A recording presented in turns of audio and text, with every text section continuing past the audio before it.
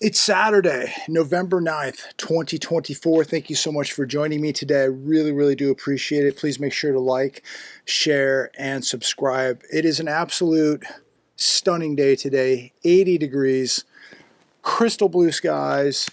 Course looks beautiful. People are out getting a little air. I got the dogs out here this morning. An absolutely gorgeous day. We are so blessed to have another day of life. We really are. I want to share some articles with all of you. I've jotted down some notes. Feel free to comment on any of this. But it's been a crazy week with the election, the stock market just soaring. It's just really just a crazy time. Dow Jones tops 44,000 for the first time. S&P 500 closes at record high to cap election week rally. This coming from CNBC yesterday. And it seems like we are now on a major sugar high, this utopia, this honeymoon, whatever you want to call it, with the new administration coming in. And look, there's a lot of things to be excited about. I think we're going to see some really good things happen, but I'm also not naive to think that we're not going to see some blowback from this election without a doubt. But right now, you would think that everything's going to the moon. Tesla hits $1 trillion market cap as stock rallies after the election win for Trump. Dutch Brothers CEO lays out the coffee chain's cross-country expansion plan. I mean, you would think that nothing is wrong whatsoever, but then I come to this article last night on Fox Business. National Debt Tracker, American taxpayers, you are now on the hook for $35 trillion. 943 billion, 554 million, 220,297 dollars and 64 cents as of 11/8/24. So, you know, as we see the stock market at all-time highs, is it helping you one bit? Are you saving more money? Are you getting ahead? Is your standard of living improving? Is your life better? Probably not. You're probably paying more at the store, more for services. Your credit card debt is skyrocketing. Interest on everything literally that you're paying isn't going down, it's going up. And now a big concern is unemployment. I would say get ready to see unemployment ticking up. Why do I say that? Well, we're continuing to see more layoffs, but the new administration coming in has already warned everybody that they are going to start gutting government jobs, these non-essential jobs. Yes, most of these government jobs are non-essential, and you're paying for them. And so if you're a government worker, and you know if you're a non-essential worker, you better have something to fall back on, because more than likely in 2025, you're going to be without a job. Look, they are going to cut the fat out, ladies and gentlemen. This administration coming in is going to do some serious things. They are going to trim the fat. They are going to be looking where the money is being wasted. And a lot of these government jobs are wasted money. So if you're a government worker, you know who you are. Be careful, because you may be losing your job very soon. They're going to clean house, basically, ladies and gentlemen. They're coming to clean house. So we've got to do something about this debt, the deficits, the wasteful spending, the non-essential jobs. It's all going to begin to get cleaned up. They're going to get very serious about this. Another article today. Union sues PepsiCo over abrupt closure of Chicago plant. I was watching this last week. Over 100 people at this Pepsi plant, I think it's a bottling plant in Chicago. Over 100 people literally overnight just lost their job. They showed up in the morning and they're like, you're done. Your job is, you don't have a job. Your job is gone. So leave. And security escorted these people right off the facility. Just like that, over 100 people lose their job. American Freight closing all stores amid parent company's bankruptcy filing. The furniture and appliance retailer is closing all 328 stores. That is a lot of job losses. Yet, stock market at all-time highs. Many of you watching this video today may worry that you may be losing a job soon, that your job may be in jeopardy, that you don't have a job security. And a lot of people are not sleeping well at night because they're aware that they may not have a job 6 months from now. They may not have a job 6 weeks from now. So, make sure you're getting the debts paid down. Make sure you're adding skills, something to fall back on. Have a plan, ladies and gentlemen. I think we're going to see these layoffs continue throughout 2025. Domino's new CEO warns of potential store closures. CEO Mark Van Dyke. They also have alleged violations of federal securities laws, which is causing problems. You have an economy that is causing problems. But look, the news is not good. Yes, stock market at all-time highs, but most people are not in the stock market. Most people watching this video right now, the stock market is not changing their life. Hershey's cuts full-year sales outlook as Americans dial back on snack consumption. Cash-strapped consumers dialing back on spending on chocolate and salty snacks, candy bars. In my opinion now, and look, every once in a while I love a candy bar, but it is an absolute joke. When I go to the grocery store and you're at the checkout, you see the candy bars, by the cashier section there. $1.55, $1.75, $1.85 for a candy bar that is now about that big. It is noticeable how much they have shrunk the average candy bar. And a candy bar does not taste like a candy bar of 10 years ago. Is it me? Please let me know. Comment down below. Does a candy bar taste the same as it did 10 years ago? I don't think so. They're smaller and they don't taste the same, but they're nearly $2. And depending where you shop, they may be $2 plus. But typically at the grocery store, they're running about $1.55 to $1.75, and they're much smaller. An absolute joke. So the quality has shrunk while the price has expanded. The size shrunk. You're just not getting what you used to. So, even if prices came down, remember the packages have shrunk. The quantity has shrunk.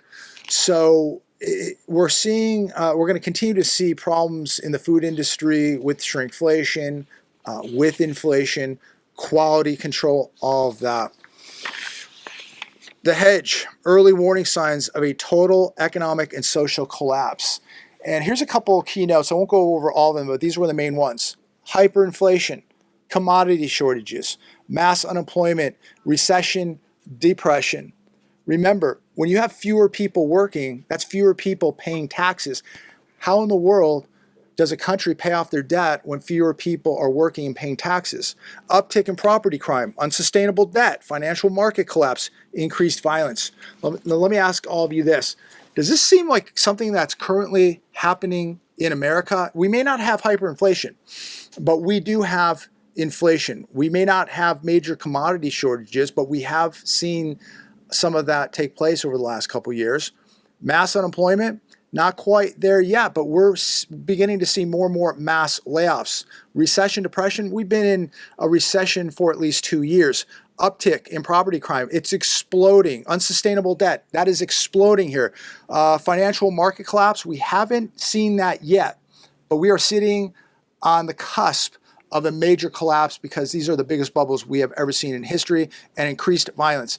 No doubt that is exploding in America. So a lot of these things that are warning signs are happening right now here in America, and I see the similarities. So I think that this is a warning, and this article is just going back and noting what's happened to other countries before a major economic collapse.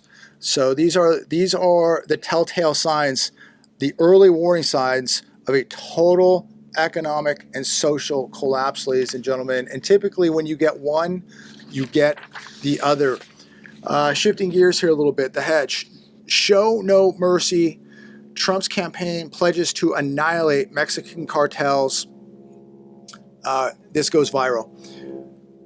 Mexican cartels, Chinese chemical companies, money laundering networks across North America, and US-based drug dealers are on notice that the boom times under the Biden administration are coming to an end. Now, I don't know what kind of damage they will do over the next 70 days. Hopefully not too much more. But this new administration is putting these people on notice. So I think that that's great news. I think that that's heading in the right direction. I think that that's doing something good for America. Now, look, this is not going to be a cakewalk. This country is on thin ice. And if you think that this new administration is going to come in with no blowback, without some kind of pushback, you are sadly mistaken. And I wish this new administration nothing but the best. And I think that this is a step in the right direction. And if they could actually do some of the things that they're promising to do, this country will be a better place for it. But remember, don't get complacent. They are going to pull the rug on these markets, ladies and gentlemen. You don't know what could happen on American soil tomorrow, next week, next month, 6 months from now. Be ready for anything. But you have some very nefarious players in this political game. They're not happy right now, and they're very, very capable of putting us into chaos. Trump's election victory proves the Hollywood elite no longer matter. And let me be very, very clear here. As you know, I don't get political. I do an economic show. We talk about what's happening socially, what's happening financially. We talk about getting out of debt. We talk about getting healthier, learning how to add skill sets, learning how to defend yourself mentally, physically, spiritually, and financially. These are the things we talk about. I don't really like to get political. This isn't political. This is right versus wrong. This is prepared versus non-prepared. This is either good for the country or not good for the country. So, I don't want to sit here and take a side because I don't really care if you're blue, red, or in the middle. I just care about what's best for America. That's all I care about. I care about paying less taxes. I care about making more money. I care about having more freedom. I care about being safer where I live. But this article right here really makes a point that the elite in Hollywood no longer really matter. Nobody really cares. The movie and music industry is filled with Satanists, ladies and gentlemen. I've been talking about this for years. Do not support the music or movie industry with your time or your money. They will use it against you, which they tried to do this time. Made huge donations to Harris and wasted their money. They should spend more time and more energy trying to make better music and better movies. But they don't. They make trash, they make garbage, and again, these are Satanists. Why would you give 1 cent of your money, 1 second of your time, or allow your kids to go to these concerts or to these movies? You are just supporting this garbage. Stop giving them money and your time. Get away from this. This is complete Satanism. Don't support this stuff. We have now crippled these industries because nobody cares about these people. We are crippling Hollywood as we speak, or as I speak right now to all of you. It is crippled. The movie industry has been crippled. And the same with music. I mean, it's just not what it used to be. And so the more that people figure out that they don't need this garbage, that they're not going to support it, the weaker they get, the stronger the good people of this country get. Look, you can listen to any type of music you want to listen to, but when you start listening to stuff with, satanic overtones, satanic messages, all this type of violence, you are poisoning your mind and you are poisoning your soul. So be very, very careful what you're listening to because it does influence you, especially your kids. More people should really pay attention to what their kids are doing on those iPads, on the computers, what kind of music they're listening to, because this stuff is absolute poison for your mind and your soul. And parents should start being parents and really investing the time to raising their kids and making sure that their kids aren't listening to this garbage because, when you think about hours and hours and hours of watching these terrible movies with all this violence, just all of the deviance that is in these movies, just all the perversion. It is not good for you or your kids. And people probably should be paying attention more about what their kids are doing and what they're watching. And even the adults out there that are supporting this stuff, stop supporting this garbage. Pay attention to what's happening in your own life too, because it is poison for all of you. Walk closer to God. Spend more time saying prayers. Spend more time with your families. Spend more time getting out and helping the homeless people. Spend more time just getting the message out so that we can change things in this country like it is beginning to do now. And again, I'm not saying that, I'm certainly not one of these people who woke up and said we are now in utopia because we have a new administration. Far from it.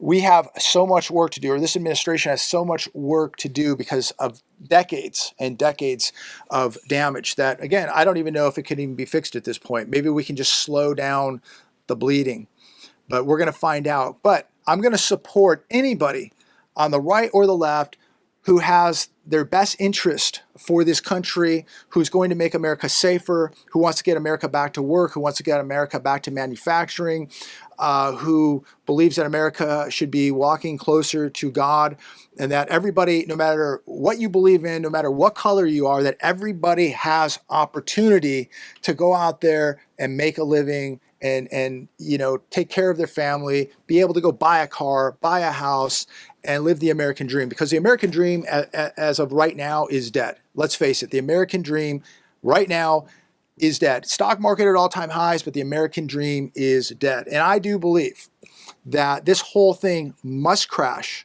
so that we can get real values again of these assets, of stocks, of bonds, of housing, of commercial real estate. We have no idea what the true valuations are of these assets because they've been so overinflated with low interest rates, mortgage-backed security buying by the Fed, and all of this propaganda on the television that everybody should go out and buy a home and live this dream when they knew damn well these people couldn't afford to do this. We need to get the BlackRocks and Vanguards out of the retail space. They should not be competing with you and I buying homes. The retail or first-time home buyer. They should not be in these markets. This is another reason that prices have been driven up and we're in this huge bubble. So we've got a lot of damage. How much of it can get fixed in the next 4 years, I have no idea. Expect some pretty crazy things to happen. I would be definitely on alert for the next 70 days for sure. But even after that, after the inauguration, buckle up, ladies and gentlemen, because it is going to get bumpy. Anything is possible. If you think that these nefarious players are just going to go away in January 2025, you are drinking the damn Kool-Aid. I pray for nothing but the best, and I'm more optimistic now than ever that we are going to see some really, really good people in very, very powerful positions to actually make change and get this country back on track. At the same time, you have very nefarious players who are not going to go away. In fact, they are now extremely threatened. They are extremely upset, and there is going to be retribution for this election without a doubt. And these people can shut banks down. They can pull the rug out on the markets. They can start wars. They can create massive chaotic events right here on U.S. soil.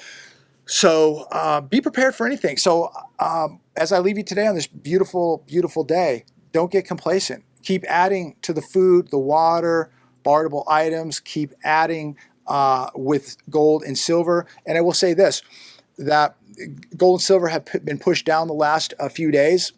No shock whatsoever. And look, I would much rather have gold at $1,500, $1,700 an ounce and have everything peaceful and the economy sailing along right here in America.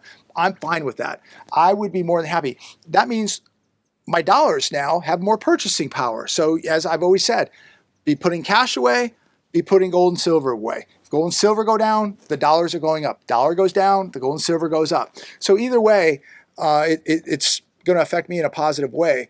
And I would much rather the dollar go up and the gold and silver go down, but that's probably not going to go on much longer. And why do I say that? I say it because of that last article that I just shared, or one of the last articles I shared with you, the debt, nearly $36 trillion.